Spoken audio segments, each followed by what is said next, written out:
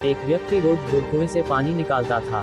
वह पानी को दो बड़े घड़ों में भरता और अपने कंधों पर एक डंडे के सहारे लटकाकर अपने मालिक के यहाँ ले जाया करता था, लेकिन उनमें से एक घड़े में एक बड़ी समस्या थी। एक घड़ा तो बहुत ही सुंदर और मजबूत था, पर दूसरे घड़े में एक छोटा सा छेद था जिससे पानी गिरता रहता था।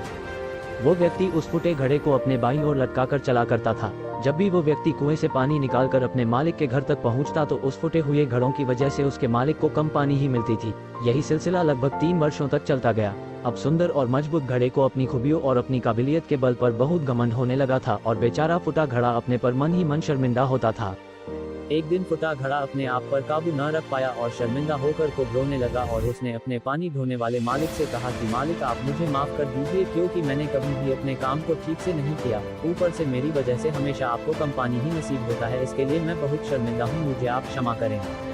मालिक ने उस घड़े से कहा कि शायद तुमने कभी भी एक चीज पर गौर नहीं किया और उस पर कभी ध्यान भी नहीं दिया कि ये रास्ते में बाईं तरफ जितने भी फूल के गमले और फूल की क्यारियां लगी है वो सब तुम्हारी तरफ ही उगे हुए है, उस मजबूत घड़े की तरफ नहीं।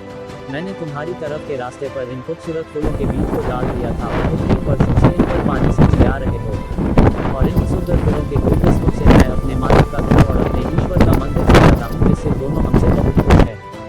यदि तुम फूटे हुए नहीं रहते तो न ही आज मालिक के घर और ईश्वर के मंदिर की इस प्रकार से सजावट हो पाती।